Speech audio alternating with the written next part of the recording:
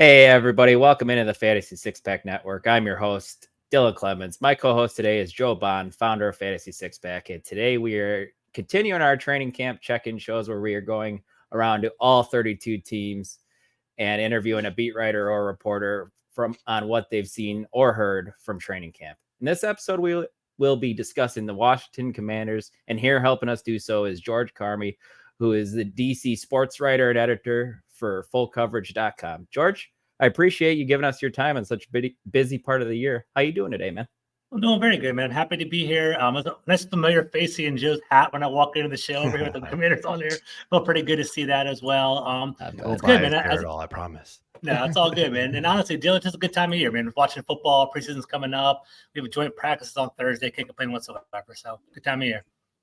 Absolutely. Before we jump into things, I just want to remind everybody to please hit that like button and please subscribe to the channel. And hit that bell for notifications so you know when a new video drops on the channel. And then head on over to fantasy6pack.net/plans to become an all-access member where you get access to our award-winning rankings, draft cheat sheets, and F6P Discord where you could ask all your custom league questions to anybody on the Fantasy Six Pack staff. And that's really the best part of that. And right now you can save a little bit of money using promo code F6P NFL24 for 15% off. But without further ado, Joe, how about you hit George with our first question that we have for him? Yeah, absolutely, man. So obviously we got to talk about the rook, Jayden Daniels coming in, number 2 overall pick.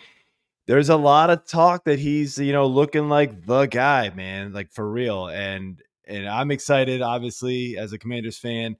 But just what are you seeing at camp about him? How he's throwing the football, how he's reading defenses, and just how this offense is clicking with him under center. So I think the biggest takeaway for me is how impressed I am with Jayden Daniels' work ethic. Like we're just hearing that consistently, and in our conversations with other beat reporters and talking, with other media members, he's getting in there. Like they actually had to change the access card to Ashburn to allow him to come in before the 8 a.m. hours to get into camp and to leave after camp. He's there all the time. He actually gets there at 5:45 in the morning with Luke McCaffrey and walks through in the bubble to kind of practice and get that whole throwing walk through of training practice before he actually goes on the field. I've been at training camp, 2 or 3 times so far. There's only been 9 open practices so far, but I've been to 3 of them. I've been really impressed. I think that he throws with anticipation. I think he's very accurate. We're seeing that he is calling his own protections on the line, so we're starting to see that as well. And it just seems that the game isn't too big for him. Like people forget he's a 5-year starter in college. He has plenty of college games under his belt. Walking in here, he has an incredible work ethic, and I think Cliff Kingsbury, Dan Quinn, Anthony Lynn, Brian Johnson, the whole entire offensive staff, I think they are trying to kind of spoon feed things to him and not overwhelm him and build the offense around him. And I think that's going to serve him well as opposed to just piling it on. I think he's coming along nicely here in DC. Cool. Good to hear. Yeah, that is great to hear. Switching over to the running back side of things now, one of the Commanders' biggest offseason acquisitions was Austin Ekeler coming over from the Chargers. Mm-hmm. Some knocks on quarterbacks who are mobile when they're coming out of the draft. Sometimes they don't like to check the ball down. Sometimes they would just rather go run for those yards instead of risking the throw. But obviously, Austin Ekeler, his shtick, his whole career is the targets, the volume that he sees in the passing game. Do you think he's going to have a solid role in this offense, or are you a little bit worried about his production? And do you see his production eating into some more of what Brian Robinson did last year? I think it's going to be a pretty interesting balance. So for one, I'll be honest with you guys, going into the pre-draft process, doing all the writing, watching the film, I was a Drake May guy initially because I thought he had better physical tools. I thought he was that Justin Herbert prototype. I thought he could throw the ball downfield. But as I started to watch the game more and more, and I'm not being like a, reflection bias right now, I honestly started to kind of veer towards Jayden Daniels because I felt like he was more of a passer than a runner. Like we think of Lamar Jackson, we think of those running quarterbacks that just run the ball consistently and take off. But I think Jayden Daniels, because of the Brian Thomas and because of the Malik Neighbors, he learned to get rid of the ball quickly and throw in rhythm because he had great wide receivers that could run out for the catch. So I think that's what's going to happen here in DC. I think he's going to distribute the ball. I still think he's going to run, but I think it's going to be more out of necessity or more when things break down. But I think he's going to get rid of the ball quickly. So that's one thing to consider. I think we'll talk about fantasy in a moment. I definitely think he has some fantasy upside as a rushing quarterback. But going back to your original question, I think Austin Ekeler will be featured. I think he's going to be pretty heavily involved in the pass game, honestly. I put earlier before I jumped on this pod, I basically ranked my target shares, and I think Terry McLaurin is going to be the number 1 target share. I think Jahan Dotson will be number 2. Believe it or not, in the fantasy community, people aren't going to like this. I think Zach Ertz is going to be number 3. The old man Zach Ertz is going to be number 3, and then I think Austin Ekeler is going to slide right in there at number 4. So, in regard to ADP, in regard to running backs, as you guys are seeing, I'm sure you guys have done best ball or maybe redrafts, kind of practice so far. Brian Robinson and Austin Ekeler are falling down way in the later rounds. Yeah. I think they're both good steals. I think Brian Robinson, I think the touches are going to be like 60-40. Brian Robinson's probably in the national community, people are thinking Ekeler is going to be more of the high upside play, which he may be, but I think Brian Robinson is the higher floor guy. I think he's going to be the guy that's going to be getting a majority of the carries, first and second down. I still think he's going to get 30-40 catches. Maybe get 1,000, 900 yards rushing, 8 touchdowns. I think Brian Robinson's a safer play. But if you're asking me, is Ekeler going to get a lot of receptions? For sure. So, for me, if I'm drafting Brian Robinson, I'll take him first. And then later on, if Ekeler's still floating around, why not do a dart throw and give that a shot? Yeah, absolutely. Joe and I actually have talked about this off camera. I think Brian Robinson's one of the better values in all fantasy football by where he's going in ADP. You want to say running back 35 around that range, which is just wild to me. I think he's definitely low. Sorry to interrupt you. I think I don't know. I was looking at one of your profiles. You're in Scott Fishbowl's competition. Mm-hmm. I think I'm in that. I am in that as well. He was going round 14 or something crazy like that. I think it's a steal. I think you Absolutely. Have a RB2. I think it's an RB2 flex play way late. I think he could be a great value pick right there for sure. 100%. Yeah, absolutely. So more passing game talk. So you talked about how McLaurin's the number 1. I think everybody kind of expects that. You see drafts kind of reflect that as well. Dotson, though, was sort of a bust last year. I was one, and I wasn't alone. A lot of people were really excited what they saw from year 1 from him. And, we're expecting him to take a step up. It didn't happen. A little bit of that was, inconsistency at quarterback play. But with Jayden Daniels there, do you see the chemistry between those two and kind of a bounce back for Dotson, or what's your take? I think Dotson is an interesting – well, in real life, I think Dotson will have a better year than last year. I think a lot of the issues that he had last year was because of Eric Bieniemy coming in, kind of putting his scheme on top of Washington's offense and not having Patrick Mahomes as his quarterback and not having the talent that Kansas City has as his dynamic. I think he's trying to put a round peg in a square hole, whatever the saying is in regard to that. So I think there's a mismatch there. I think Jahan Dotson will bounce back, but I'm nervous about Jahan Dotson. So if we're talking fantasy, I don't know if I would actually take him high. If he's late and kind of floating around in the he's definitely late. Yeah, he's definitely late. We were buying in all the. Joe, you're exactly right. Going into training camp last year, he's the guy. He's 1A with Terry McLaurin. He's going to build off of last year. But what I've found over the years playing fantasy football, studying it, studying the NFL. Touchdowns aren't sticky. Jahan Dotson had 7 touchdowns as a rookie. Yeah. But at the same time, that was awesome. That's fantastic. That was with a different quarterback. That was Carson Wentz, believe it or not, all the way back then.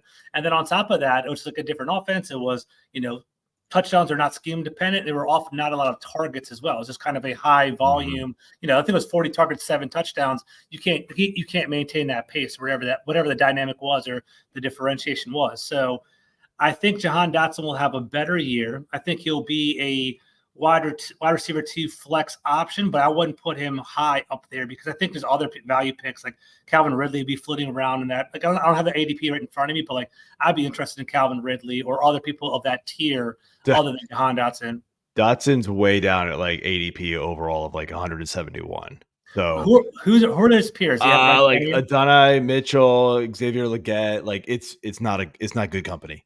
And to be honest with you, and those two, I would probably take both of them over Jahan Dotson. To be honest with you, I don't know if you feel that way. Xavier Legette. The Panthers. Yeah, it's interesting. The Panthers' offense is a hot mess, and Bryce Young, we have no idea what it was. but Xavier Legette could potentially be the wide receiver 1 there, right? We don't necessarily, maybe Deontay Johnson, I guess. Yeah. Yeah. So like you have the option, but like it's interesting. AD Mitchell, who's the Colts, Michael Pittman, I believe, in Indianapolis. He's pretty solid there in Indianapolis. Pittman and Downs. Yeah. And they got some guys. So yeah. That's his peer group though, right? So it's kind of interesting. That's kind of where it is. Yeah. So I don't know. Yeah. Might not be a bad idea just to throw a late dart on him. I wouldn't mind doing that in the draft, that's for sure. Absolutely. But moving over to the tight end position, you touched on it a little bit briefly, how you said Zach Ertz, you think, could see the 3rd highest target share on this team. They also drafted Ben Sinnot as well. Do you see him having a chance at any point in taking over as the tight end 1 in Washington over Ertz, or is he just too far behind the pack at the moment for you to see that happening? I think Sinnot will eventually evolve into a great tight end. I think he's an awesome real-life pick because I think he offers versatility where he could be H-back, where he could be a fullback, where he can be blocking out of the backfield, where he can be blocking in line, which is awesome for a real football team, but may not be so much for a fantasy football team. I think his early role will be a blocking back, more of an inline guy. I think Zach Ertz is going to be more of like the check down, the seasoned veteran safety blanket, if you will, for Jayden Daniels as he kind of acclimates to the NFL. I think that's where we're going with that. It's funny because, I'm in a lot of these drafts. I do a best ball every Wednesday on my show, and Sinnot's flying off the board. And I'm like, man, I was like, it's funny because the national perspective of Sinnot, it's a lot different than what I'm hearing and seeing in training camp. I think Sinnot would be, maybe best ball like later in the year kind of pops up a little bit, but I can see him being he's a long-term commander. It's going to eventually become great. Like I think he's a Chris Cooley type of skill set, Joe. I think that's where he's going to be. But I don't think names. Drop some names out there, right? But I just don't know if it's going to happen now. The one good thing though is I don't know if you guys know Nick Ackridge and Mark Bullock. They basically work for the Athletic and PFF. We do a film study on Tuesdays on my show, and we broke it down and kind of studied Cliff Kingsbury's personnel packages. And at the last year when he left Arizona, he was doing a lot of 12 personnel, which is 2 tight ends. So I think that's going to be a pretty common set in Washington. So, as we talked about pre-show, fantasy, take that as you will, like how you feel that's going to be. I think week 1, it's going to be Jake Bates, who's a blocking tight end, as one of the tight ends, and Zach Ertz is going to be the receiving tight end. But maybe as time goes on, Ben Sinnot starts to kind of come up. So like Ben Sinnot might be a hot waiver wire watch or a deep bench stash, but I don't know if he's a pursue him early. You're not going to be. I don't know if it's a sleeper pick now, if that makes any sense. Maybe you can wait a little bit on that. Mm-hmm. Yeah, good for dynasty. Exactly. So, we've been talking a lot about fantasy, but none of the questions have really been fantasy, targeted. Mm-hmm. This one is though. This is the one we're asking to everybody, and it's who's the player that you're seeing in camp that's going to surprise fantasy managers, good or bad, this season? So that's a great question. I think interesting. So obviously, I think Jayden Daniels is definitely one you're going to have to get, and it's an easy one to kind of jump on. I think he does have the high running upside. I envision Jayden Daniels having like 20 to 25 touchdown passes this year. I don't think he's going to be a high touchdown guy in regard up in the 30s, but I do think there's going to be a running component too as the offense. I think they're going to use him how they use Kyler Murray. Cliff Kingsbury's going to use him as Kyler Murray was early in the career in Arizona. There's going to be a lot of running plays in RPO. So Jayden Daniels is definitely an interesting one. Terry McLaurin is a guy you're going to want to get. I guess Zach Ertz is one I'm kind of pushing as a sleeper. And then deeper down that, Luke McCaffrey potentially. I think that could be a deep sleeper in regard to that.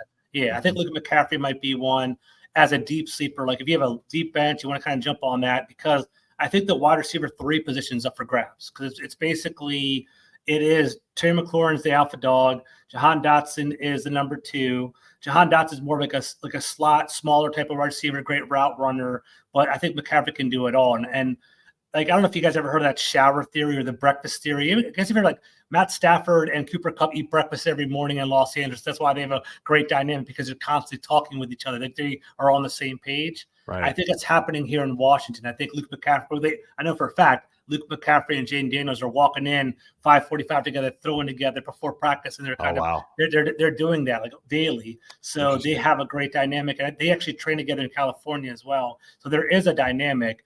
So once McCaffrey gets on the field, I think he can start basically contributing, but we'll see how fast that is. Because remember, McCaffrey actually was a quarterback at Bryce before he transferred into a wide receiver. So it's still a transition period. So he's more like, if I were going to rank the fantasy players, Jayden Daniels obviously number one. I would do McLaurin, Dotson, Ertz, and then maybe McCaffrey. Oh, actually, Ekeler Robinson, man. We talked about them too. Yeah, they're there too. So, there's some options there, but I think Jayden Daniels is a star. McLaurin's a star of the entire group.